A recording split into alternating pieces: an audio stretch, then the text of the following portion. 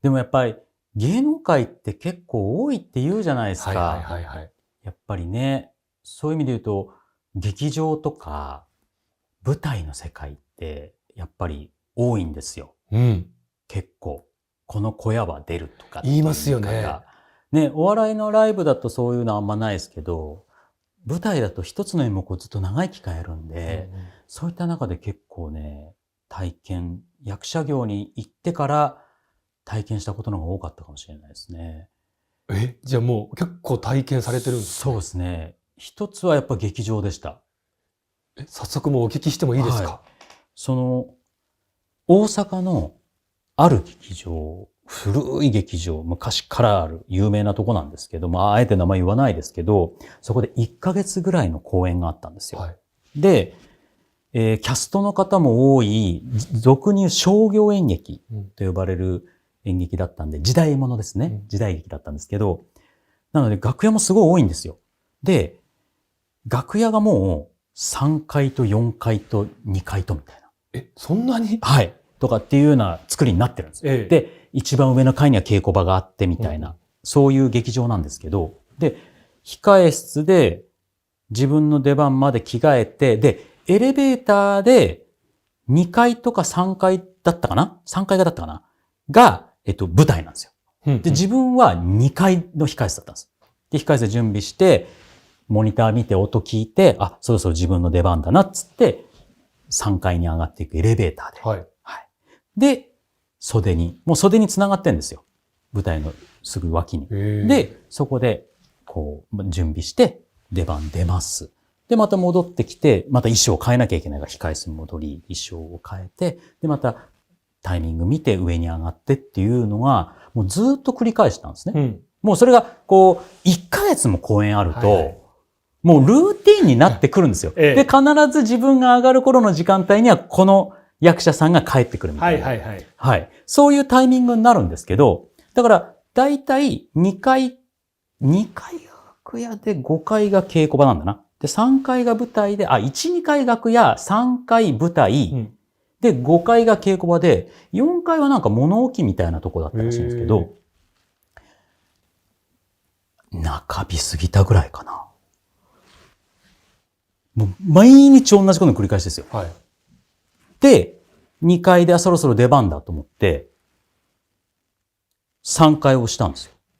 それで上がってったら、3階に止まらないで、4階に止まったんですよ。ほんで、パーンって開いたら、真っ暗なんですよ。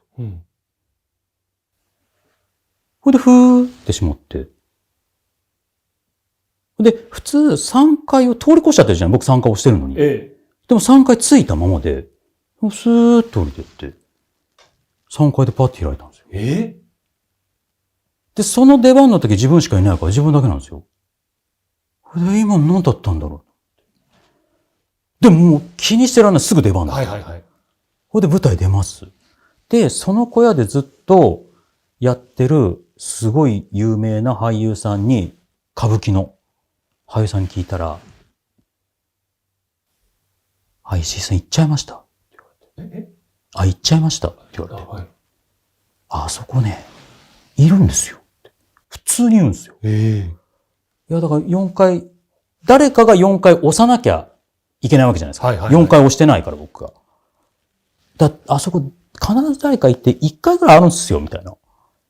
そんなラフなのみたいな感じで、怖いと思ってたら、もう次の日から。全然声が出なくなった。それは、その体調的な面なんですか？それとも心理的な面で？わからないんです。その日の夜から、病名的には気管支炎なんですけど、中日過ぎて、ほんと急にですよ。その日の夜から咳が止まんなくなって、本番なんとか喉飴とか舐めて、セリフだけはしっかり言って帰ってくるけども、楽屋持ってきたらゴホゴホゴホゴホして、っていうんで、もう最後まで結局その気管支炎治らないまま。で、その後に、自分がこう、奈落奈落じゃなくて、舞台の真ん中がこうやって落ちるとこあるじゃないですか。はいはいこうセットが下がるようになってる。はい。で、その下に僕は忍者みたいな役だったんで、ポーンって降りて下に隠れるみたいなシーンがあったんですけど、なぜかその時機械がおかしくなって、この段差がこう舞台の高さがあって、これぐらいその場所が下がるっていう予定が、ものすごい下がっちゃって、ひょいって降りたら、ボーンって下に行って、足怪我したりとか、もうそっからもう災難続き、一気に。いや、だからなんかいるんですよって。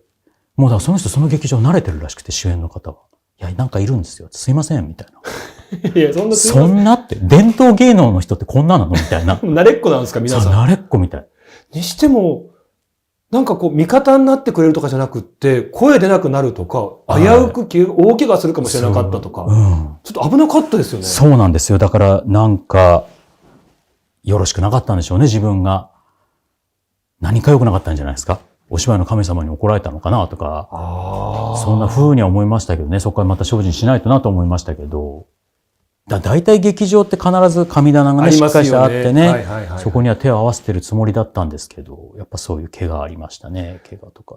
なんか本当にそういう時ってちゃんと神主さん来られて、祈祷式とかあるじゃないですか。ありますね、舞台の時は必ずありますね。やっぱ大事なんですね、ああいうの。いや、大事だと思います。本当に大切だと思いますね。時代劇とかは特にやっぱり必ずやりますね。撮影、初日とかに。はい、必ず神様と神主さん呼んでっていうのやりますしね。そこで言うと、茨城で、ドラマの撮影があったんですよ。茨城県で。はい。海が舞台のドラマで、ひと夏3ヶ月間ワンクールってやつですね。もうその海でオールロケの撮影。頻繁に東京、茨城を行って撮影をやってたんですけど、まあそうしたら茨城のホテルに泊まることもあるじゃないですか。これすごい、あれは怖い体験ですか何だったんだろうって感じなんですけど、じゃあもうすごい夜中に終わり撮影が。明日ももう朝早いですと。もう3時間も寝られませんみたいな状態でみんなヘロヘロになってお疲れ様でしたつって帰っていって、で、その時共演した女優さんが僕よりこうホテルの扉がこうあるじゃないですか。で、こう歩いてて、途中の部屋で入ってったんですよ。はい。お疲れ様でした。じゃあ明日よろしくお願いします。つって。で、一つ間空いて、僕の部屋だったんですよ。何号室が。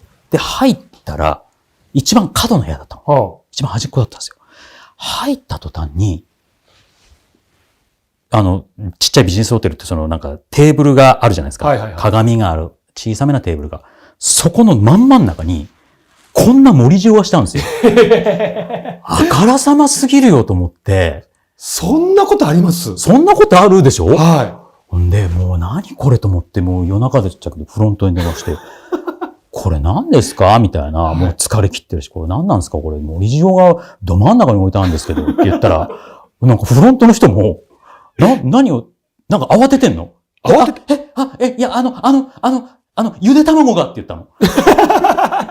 いや、ゆで卵のわけないじゃん。こんな盛り方。こんな塩つけねえよと。つけねえよっつって。もう何なんですか？でももう2時間半とかしか寝れない状況だったの。だからもうじゃあもういいですっつって寝たんつって寝て、で寝ようと思ったら、自分角の部屋で女優さんが寝た部屋のこの間の部屋が多分スタッフさんだったのかなんかわかんないけど、こう、機材とかゴンゴン入れるような音がして、バーンつって、まあ、うるせえ。でもまあ、スタッフさんもこれまだ大変なんだろうなって、もうでも早く寝なきゃって寝て、起きてさ、ほいで、その女優さんに朝もうおはようございますって、隣、機材、技術さんっすかね、うるさくなったっす、ガンガンって。いや、私何も聞こえなかったですけど、つって。ほいで、スタッフさんに、その部屋割りとかする制作のスタッフさんに聞いたら、いや、石井さんの部屋隣誰もいなかったはずです。わぁ。マジか、つって。で、そこから、その一夏ずっと撮影だったんで、もう、その2部屋とも、もう、ホテル側が貸さなくなりました、一気に。やっぱ分かってたんですね。出たんだと。で、きっとその、あたふたして、ゆで卵っていうわけわかんない言い訳しちゃった時は、いつもはそうやって盛り塩やってんだけど、慌ててたから、それを撤収するのをね。忘れちゃってた。で、見られちゃったって感じだった。っていうテンパリだと思う。本当にすごい。だって、技術さんだと思ったんだもん。そういったカメラ機材とかいっぱいあるじゃない。あれをドン、ドン、ドンって重ねてるような音なの。がずっとしてるんだもん。嫌よ、それは。嫌よですよね。これはありましたね、そういった話。いや、僕今聞いてて怖いなと思ったのが、間違いなくそっち側でよかったんですよね。はい。なんか昔なんか同じようなホテルの角部屋泊まって、横の部屋がガンガンうるさいなと思って、で、フロントに電話したら、いや、横誰もいないですよ。いや、うるさいんだよ、こっち側。そしたら、気づいたら、自分の角部屋の部屋がない方の外から音がしてたっていう話を聞いたことがあって。うわー、怖い。そっちじゃないんです。そっちじゃないです。明らかに部屋がある方だったんです。でも誰も入れてない。ただ、その部屋の、また向こう側の女優さんの方には音が聞こえないっていうのも不思議ですね。そうなんですよ。もうそのドラマはね、これは話していいのかな。なんか怖いっていうか、変な体験ばっかりだったんですよ。ドラマ自体はそういった心霊ものじゃない。楽しい作品です。これはちょっとまた別のタイプの怖い話して大丈夫ですか？逆にいいんですか？聞きたいです。僕、ライフセーバーの役だったんですよ。ごめんなさい。失礼ですけど、ちっちゃいライフセーバーですね。しかも設定的にも泳げないライフセーバーって設定だったんですよ。どういうことだよっていう。本当コメディですよ。はい。で、その砂浜でリハーサルしてたんですよ。で、そのリハーサルしてたシーンは、主演の方たちとかがみんな真ん中でワイワイ話してる。そこに僕が、そのシーンの最後に、走っていって大変だよなんとかさんがなんとかだってみたいなことを言うってシーンのリハーサルしたんです。はい。で、そこのリハーサルのために僕こうやってスタンバってたんですよ。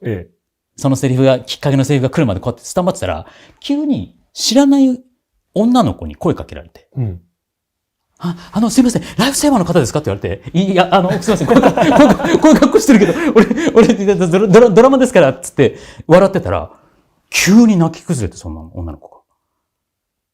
友達がって言い出して、これ本当のライフセーバー探してる人だって思って、すぐに、これ自分じゃ対処できないと思って、もうリハーサルしてるの関係ないし、すいませんっつって、この子の友達が溺れたみたいっつって言ったら、ライフセーバーの方は常に監修でいらっしゃるから、すぐに海入ってって、で、バーって探しに行ったけど、もう友達見つからないと。で、これ見つからないってなって、でもその見つからない中、撮影は続けられないじゃないですか、その日の撮影結局そこで中止になったんですよ。で、帰りました。もうみんなスタッフ全員撤収ですと。で、もうそこから救助ヘリとかも飛んで同行して、どうやらその女の子の彼氏さんだったらしいんですけど、で、撤収になって、でも撮影しないともうオンエアが間に合わない。だから、つってスタッフさんたちが協議した結果、3日後ぐらいに、そのいつも撮影してる砂浜とは、離れた場所にある砂浜での撮影許可が下りたから、そこで、砂浜に関連したシーンをそっちで撮りますってなって、3日後に、そこ、だいぶ離れてんのよ。3、4キロ離れたとこの海岸行って撮りましょうっつって、朝から東京でロケバスで着いたら、で、じゃあここでこういうつってスタッフ監督とかカメラ割りしてたら、なんか、若い男の人が、日焼けしてたんだとかって寝てたの。なんか、サーファーの方かなの金髪かなんかで。そしたら、亡くなられた遺体だった。そこまで流されてたんだ。スタッフさんが発見しちゃったんですよ。それでもうその日も撮影中止ですよ。お線香あげてみんなで。ちょっと、急に全然違う角度の怖い話というか。そうなんです。普通にもう、日焼けされてる、ちょっと休憩されてる方なんだと思ったら、亡くなられてる方だったんですよ。それで、聞いたら、その女の子の彼氏さん。いや、すごかったですね、その最初も、そのドラマのスタッフさんとか石井さんが絡まれてて、その最後もっていうところも。わざわざ違う場所を撮影場所へ探していったのに、そこにご遺体があったっていう。なんかいろんなこと考えてしまいますね。なんか、見つけてほしいから、自自分たちでその撮影場所に変えたつもりだったけど、何かこう変えられていたのかもしれないしとか。そうだね。やっぱりだってずっと行方不明のままっていうのは辛いことだしね。それは、だからそういう意味で言うと、ずっと探してらしたね、ご両親とかもいらしてたんだけど、その時。よかった。そう、まあね、見つかったことはすごく良かったですよね。良かったのかもしれないねって話はされてたんだけど、まさかそんなことになるとみんな思ってないから。でもその後もね、撮影は続いていくわけなんで、やっぱなかなか大変な現場だったなっていう記憶がありますね。